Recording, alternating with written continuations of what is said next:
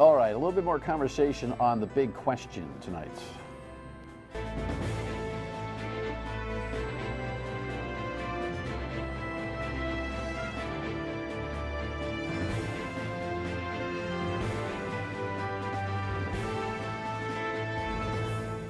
The Dan Yorke State of Mind program is brought to you in part by Lookout Rhode Island and Takeo Comfort Solutions.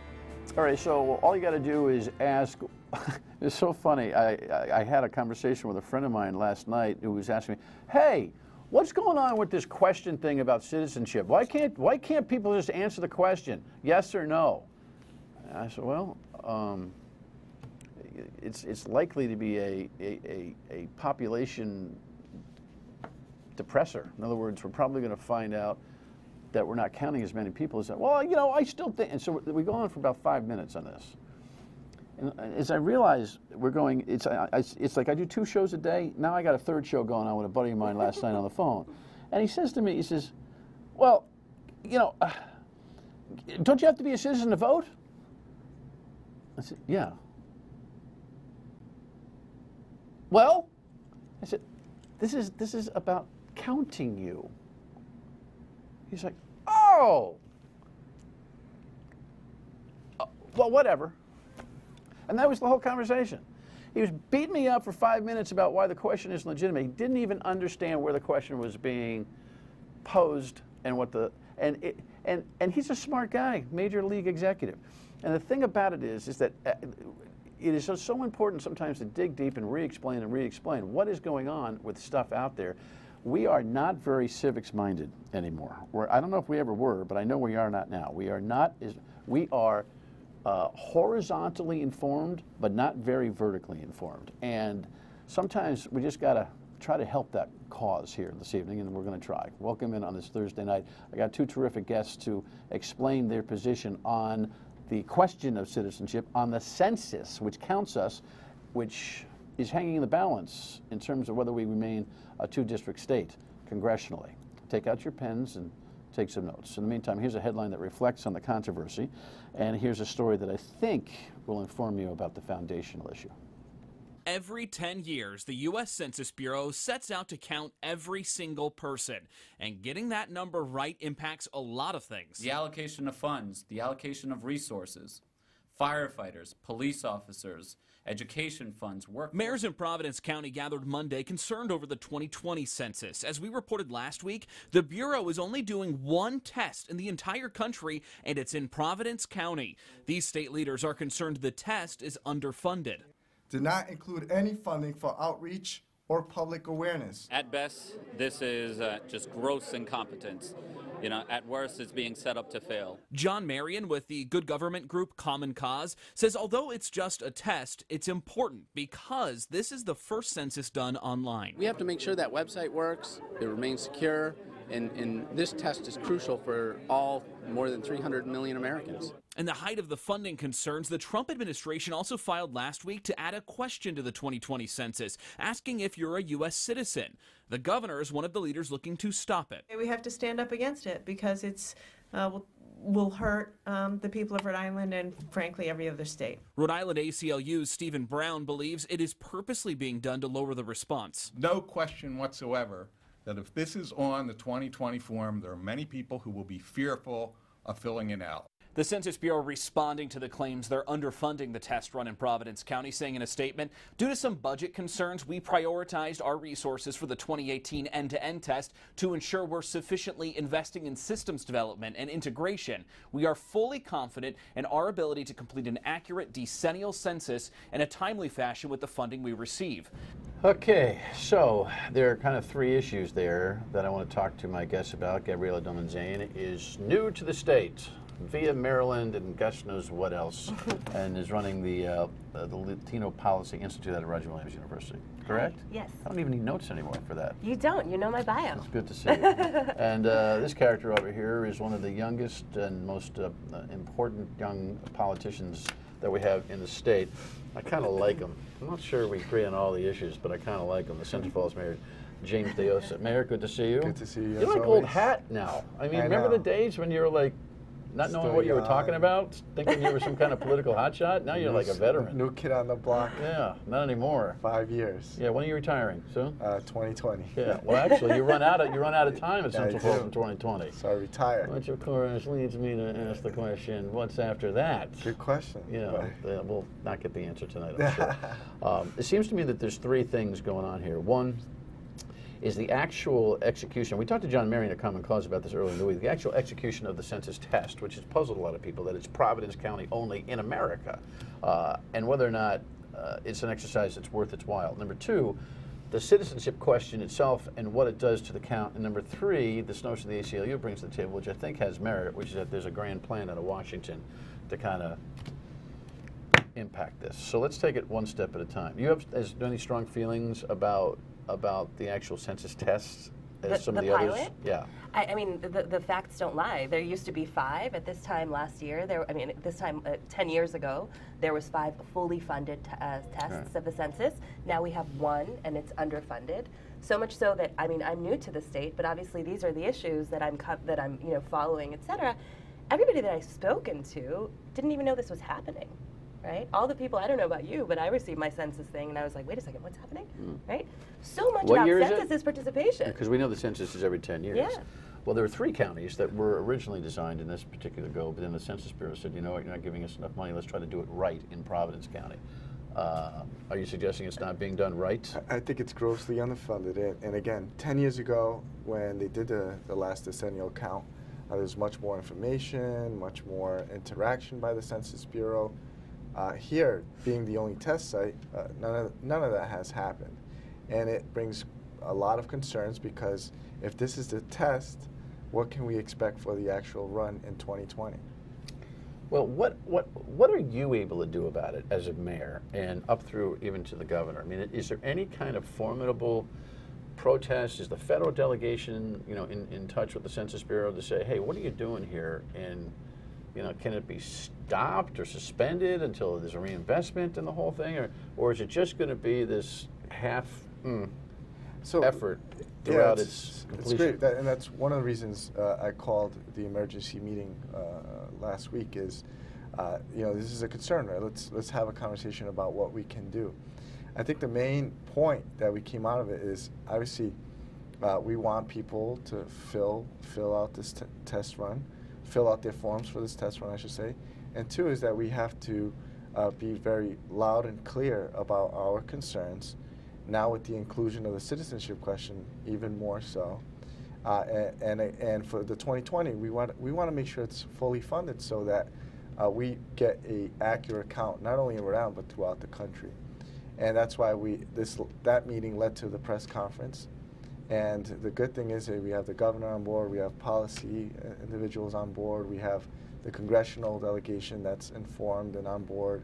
So I think there's now an environment where everyone understands that this is critical to Rhode Island. But who's paying attention?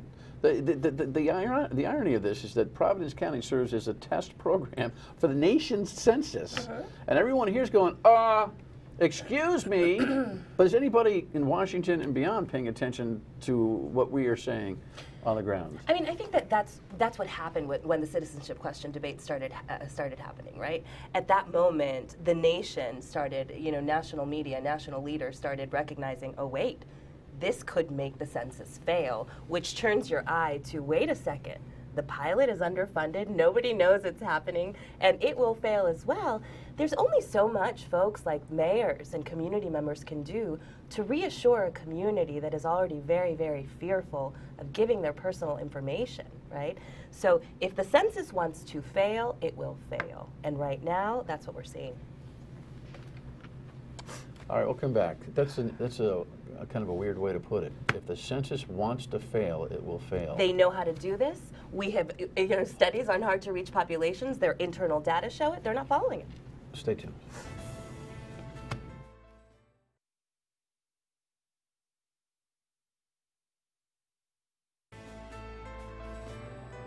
Article 1 of the Constitution is literally the first thing the U.S. Constitution tells the government to do is count everybody. It doesn't say citizens, everybody. And for 230 years, we've been counting everybody as best we can. And they haven't put a citizenship question on the short form since 1960, and that's what they're going to try to do here. John Marion from Common Cause speaking to us about this earlier in the week. This census question, are you a U.S. citizen, which has been introduced by the Commerce Department through the census for its various testing. It's not a fait accompli at this juncture, and there's litigation from California, New York, Rhode Island is joining it to get in the mix and try to prevent it from happening. Maybe it stops in the administrative process because of very many things that Donald Trump has introduced through his cabinet ends up just, you know, stopping. But the very idea that citizenship, immigration, we are in such immigration topic turmoil right now that this becomes a lightning rod that turns people on for false premises, it seems to me. You're absolutely right. And it's almost like, I think you're brilliant, but just bringing you on from the Latino Policy Institute is a double-edged sword because people go, another immigration advocate, you know, and Diossa, you know, he's a Latino type too, you know, I know. And look, we have a red meat provoking president, right? And this coming out from this president is something that isn't surprising to those of us that are on the ground. The folks that have already talked to mayors that I've already spoken to are not planning on participating in the census even before the citizenship question was asked. Why? Look what happened to the DACA kids, right? So the government made a promise to children, Deferred Action for Childhood Arrivals, that if you gave us your phone number, your address, your metrics, you paid a fine, we looked you in the eye and said, we will not deport you, and we will not use that information to deport you. A president comes in, cancels it. So even the cherry-picked view... A judge steps in, I think, thankfully, to stop it. But the program's over. The program's over, but the deportation action is suspended by the judge at this point.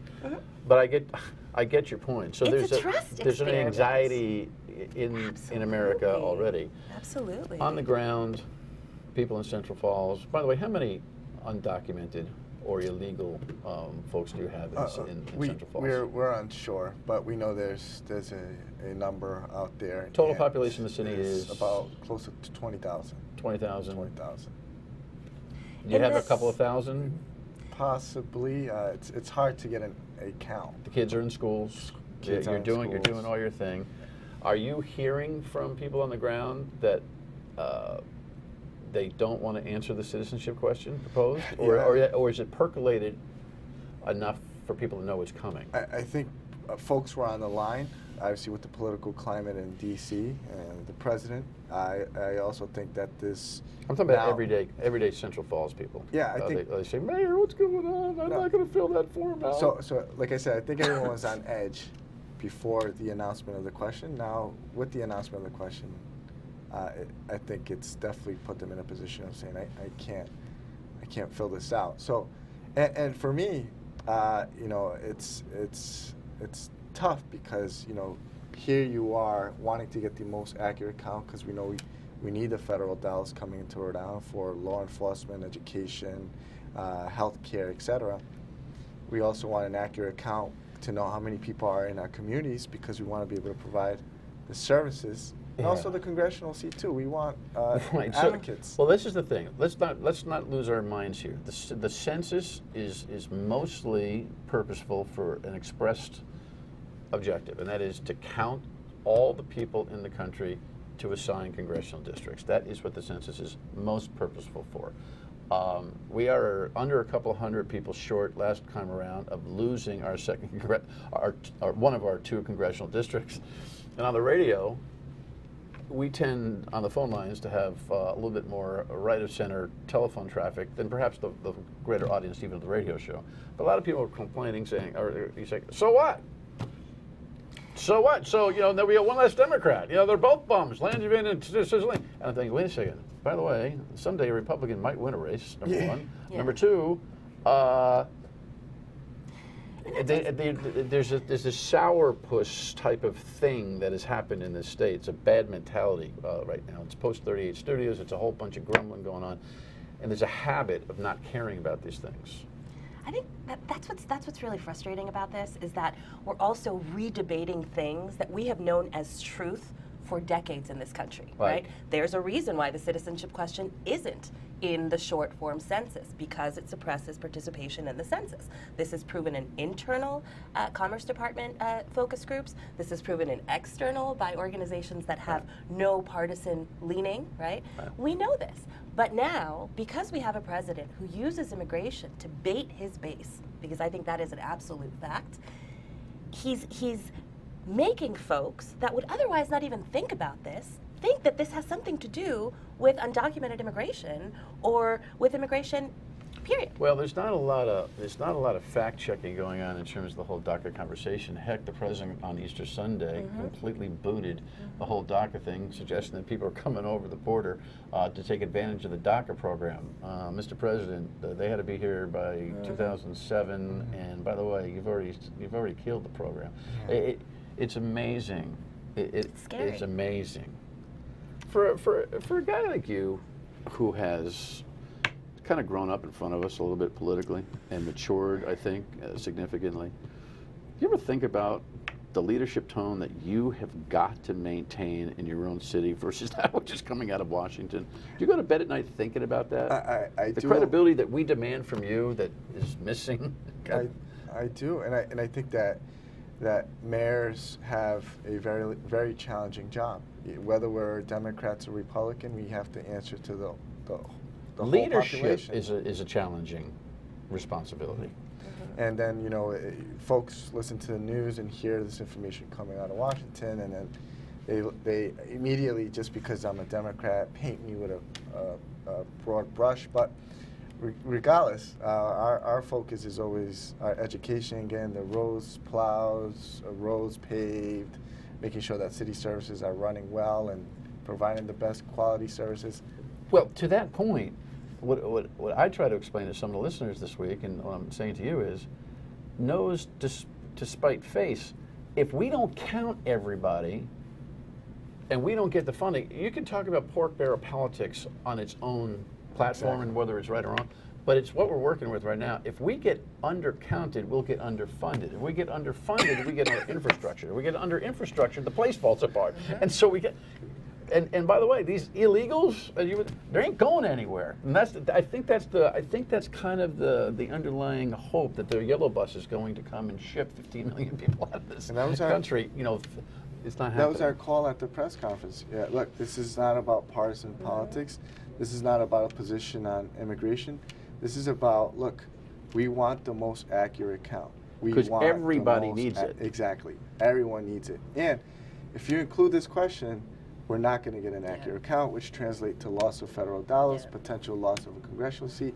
And as mayors, we want to know how many folks are in our community so we can provide the best services possible. And speaking of leadership, you know, I think that what we saw this week by mayors coming together, the governor, the lieutenant governor, Steve Brown, obviously Latino, that's leadership, right? The point of mayors and of people that are elected are to serve everybody, but also the hardest to reach and the most vulnerable population, which is what we're talking about when we're talking about adding a citizenship question, right?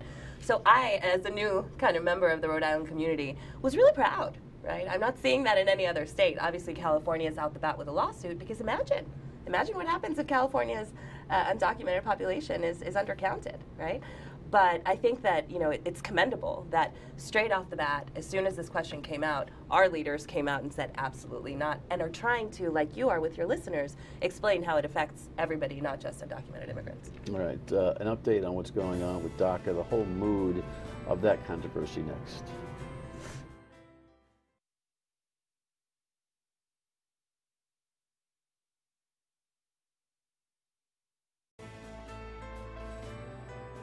These are productive members of Rhode Island. They work here, they go to school here, they pay taxes here, and they deserve protection.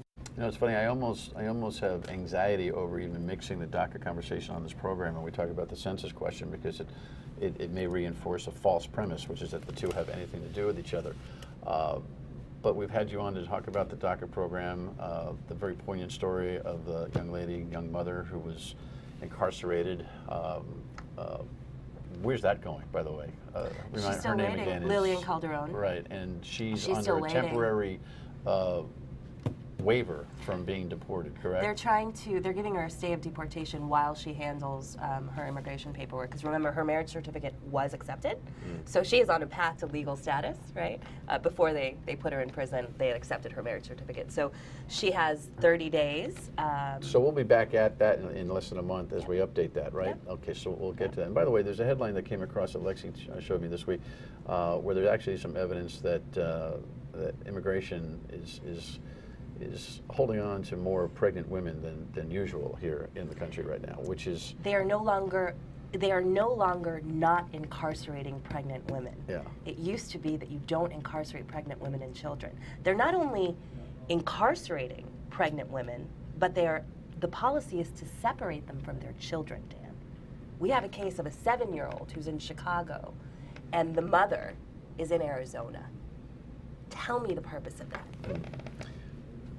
We have like challenges in Central Falls. I know I want to get back to DACA, but since we brought it up, I mean, do you get that kind of reporting to you in City Hall, where people come and say we have these kinds of situations? Yeah, well, we have a lot of kids who are on this DACA program that have served throughout the state as testimony, and these are kids that are really bright, are either working or going to school, and you know, the fact that some folks are okay by cutting this program and leaving these kids idle, like that's not good. Well, and again, you have to differentiate between certain populations. I mean, there are those who are absolutely breaking the law or undocumented who don't have any real statutory protection. But DACA is an executive order protection that existed, which has been terminated by the president, which has been suspended from termination by a judge.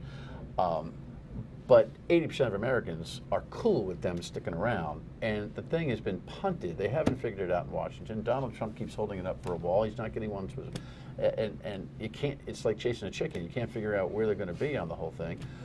Which is why it's so important at how you react at a local level. We can't control what they're doing in Washington. We can control what happens in Rhode Island's stepping up with some legislation, Exactly. right, to Exactly. even enforce the protections. I mean, I don't project a civil war in this country, but you know, the DACA issue is really states against the federal government right now. We'll see how that goes. I don't know. Well, and you have a different purview, right? So federal government decides immigration authority, but as a mayor, right, everybody is a resident. As a governor, everybody is a resident. So you have a different purview. The DACA issue, the driver's license issue, has been politicized by the extreme right. This didn't used to be a political issue. It was common sense. What do you want people to do on the census thing, on the ground? Is there something that people can do about this other than the typical call your legislator type of thing? Yeah, well, that's one, and fill out the form. We want people to participate regardless of the underfunded. Yeah, fill out the test form because it's important to that's get important. the motor And running. it won't have the citizenship question. No, it doesn't. And then I think we'll have plenty of time to see where that whole citizenship question goes, whether it gets booted administratively or whether it ends up becoming the subject of final litigation. We'll keep in touch. Thanks for your expertise. Appreciate it. Final word and we can back. Stay with us.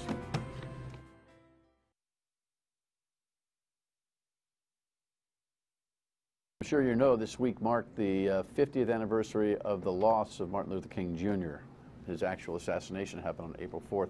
Tomorrow night, Ricardo Pitts Wiley from the Miss Magic Theater, who's, I think, a brilliant thinker on racial issues in America today, will be my guest to talk about who holds that mantle, if anybody, in the black community. I think you'll find it interesting, no matter who you are, to watch that program tomorrow night. Thanks for watching. We'll see you on the radio at 3 on WPRO, I think tomorrow from the home show. So join us. Bye.